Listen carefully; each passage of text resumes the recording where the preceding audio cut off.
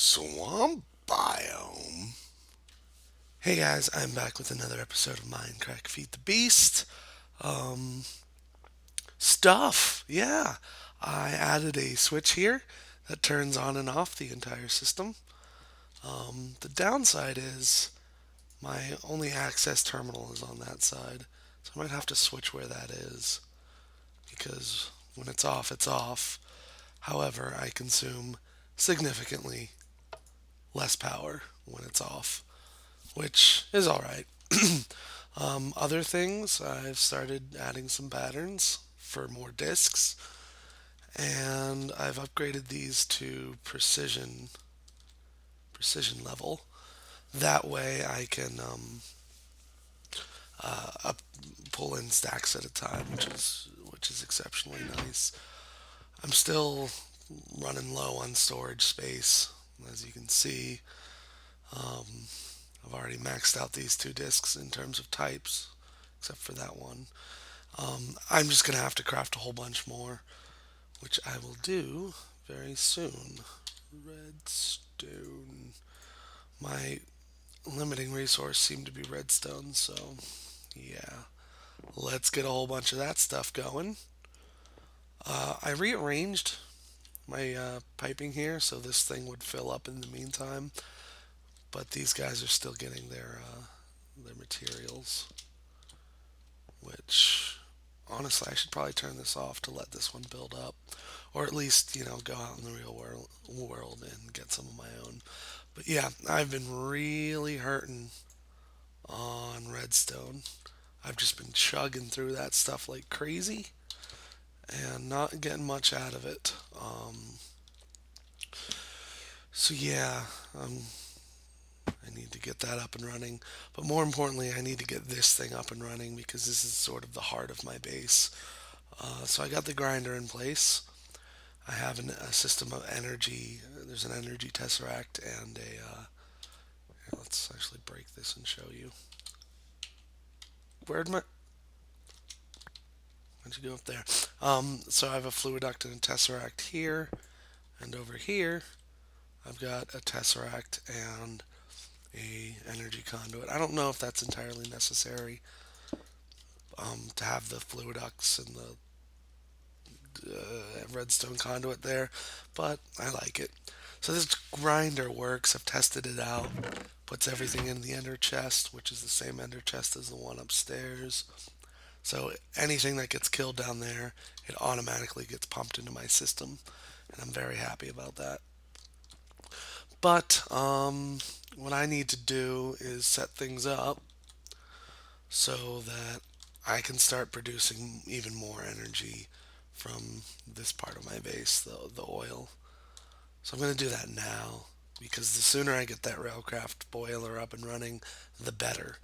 So while I'm out trying to get some starter oil to work with, I am also going to grab the spawners that I need for my system downstairs. So let's do that right now. I'll get all set up for that and find a good spot to hunt down those spawners at. So see you in a sec. Hey guys, I am back in my old base and I am going to grab my porta spawner. And that's the end of that. I got my Enderman spawner back, got a leadstone energy cell, and that's the end of this part of my base. I still have a whole bunch of stuff here. Don't really care much for it. I mean, I could combine it all and throw it in my smeltery, but I think not. I think I'm just gonna leave the stuff that I no longer want here. Whole bunch of crap for anyone who wants it. I've moved on. So I think I also want to grab myself a blaze spawner, and the best way to do that is probably to go not get it from the nether, but get it from down here. Doo-doo-doo-doo. What the heck? Death dot attack Damage AM Frost. Yep, makes total sense. So down here, I made myself a grinder of sorts. Wasn't that great because I kept running into lava. But baddies would spawn, and they'd come down here and pretty much kill each other while I killed them as well. And I got a lot of stuff out of it. Oh, some thickened glass among it. I don't remember the anvil parts, but I would get a whole bunch of stuff out of this, which is really nice. I do want to grab the spawners, though, that are here. Particularly, I want a blaze spawner from here, because I think that'll be... That was my first attempt, as you can see.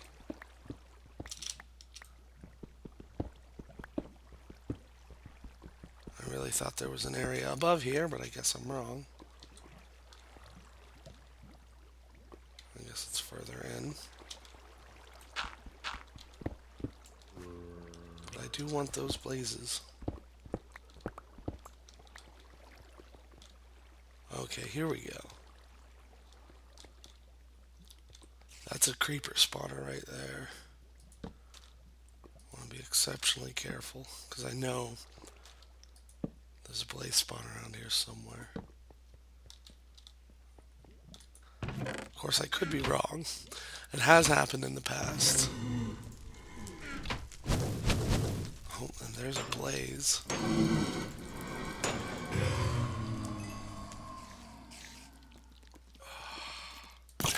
This part's going to be annoying, I should think.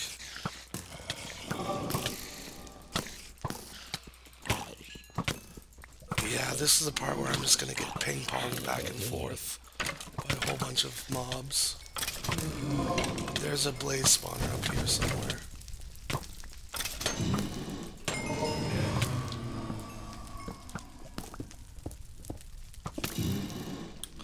Seriously, stop being alive. Nobody likes you.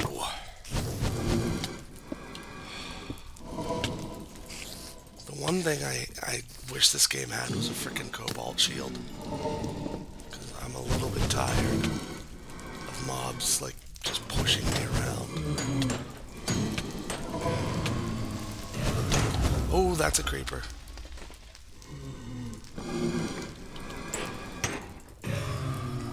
Oh, there's the blaze spawner. So look at all this crap that's in my inventory now.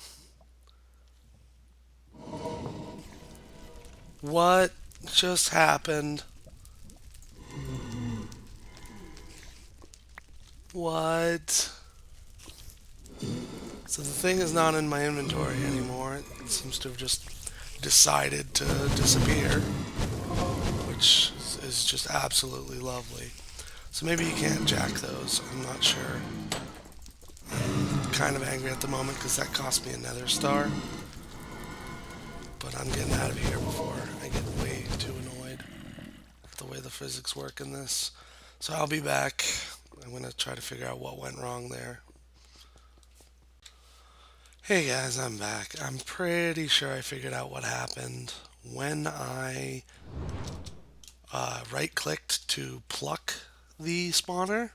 It must have, unfortunately for me, it must have also placed it right away, which cost me another star, and I'm not all too happy about that.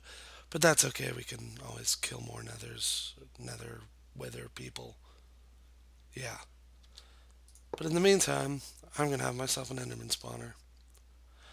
Now my concern is that this thing isn't going to be all the way off. It's still going to be able to spawn mobs around here somewhere. I really hope that doesn't happen, because I don't want endermen wandering around. But more importantly, when I place that creeper spawner, yeah, I don't want that being an issue. So I'm probably going to end up putting the creeper spawner here so that if creepers spawn, more can spawn because they'll be funneled further away. Can't really articulate that thought at the moment because it is way too early in the morning. But yeah, that's my desire. Let's Let's see if this works turned off. If I could hit the lever. Oh, yep, there it goes. Unfortunately for me, I ran out of glass material. But everything seems to be working just fine. So I'm going to turn the lights back on, and I'm going to go ahead and get those other spawners that we need. Hey guys, I'm back, and I have myself a blaze, a creeper, a zombie, and I didn't get that last one. But, as you can tell, I'm still kind of sick. Very nervous about that guy. So what do I have here? I have the unused one. Of course, that's the one that goes into my system. Put the zombies there. Love the way this works sometimes. And the blazes here. The blazes will spawn though. Whether I have lighting or not, those guys are probably just going to pop out of there. So I still need skeleton and spider. Spider, I only need for the eyes. I could probably get those elsewhere, but it's good to have a basic set of stuff already. So I have this shield up here. Oh my god, this is doing nice. Coming along nicely. Killing stuff, getting drops.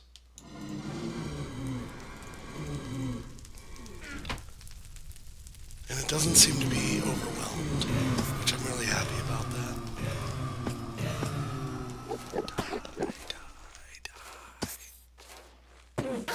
Although I think if I add any more, it probably will become overwhelmed.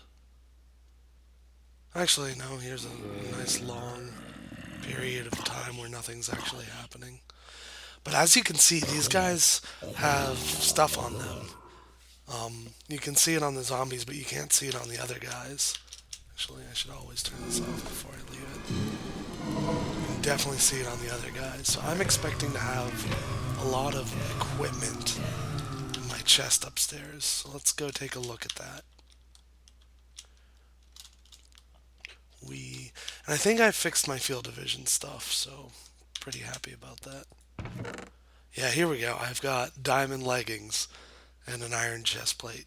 This is going to be a problem eventually because I don't want all that stuff propagating over to here.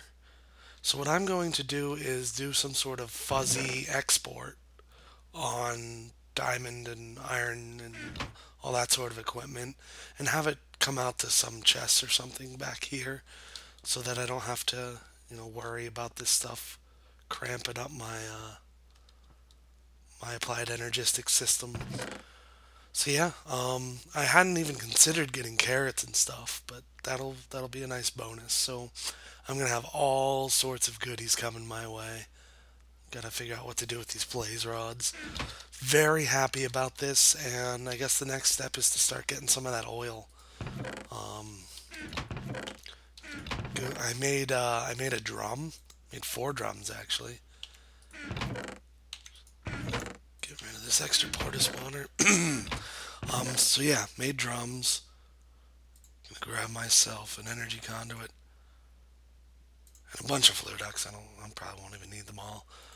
But I'm gonna test out this drum stuff, see what I can't get working, because I've been having some trouble with this oil pump thing going on. So yeah, let's do that now. Alrighty, I am at an undisclosed desert location. I've got my leadstone energy cell pumping a whole bunch of energy into this pump here, which is extracting a whole bunch of oil into my oil drum. It's doing it slowly but surely.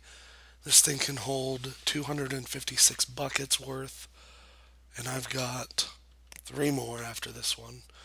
I don't know how deep this well is, but I should pump this thing dry soon enough.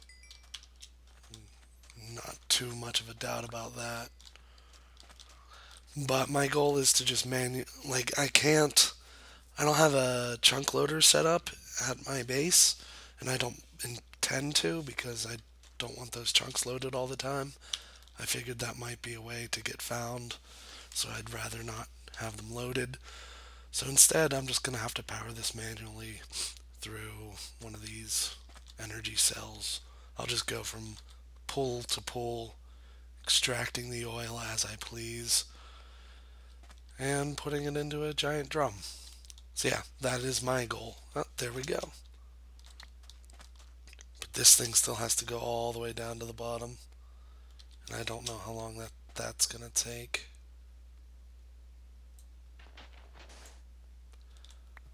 Does it start at the bottom? Like, I don't know how this works.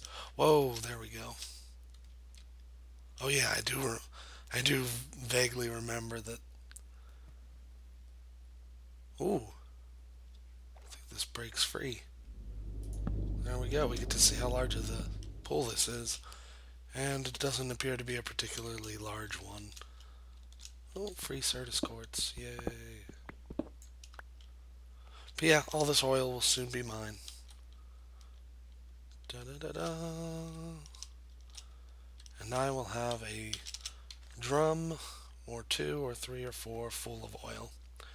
Very happy about that. And I have quite a few pools to pull from. There's even more over in that direction. Guys probably recognize where I am at this point, so there's no real use hiding it. I'm not going to stay here much longer. I just need to drain this pool and then be done with it. So yeah, that's my oil extraction technique for the time being. I should probably just find one of those giant fountains and use that, or just siphon off Arcuses. Uh, but yeah, that's probably gonna be it for today's episode. Um, I guess next episode, once we have our power system fully up and running, I'm gonna show you guys my plans for making a whole bunch of nukes quick and easy. So yeah, look forward to that next time on Mindcrack Feed the Beast.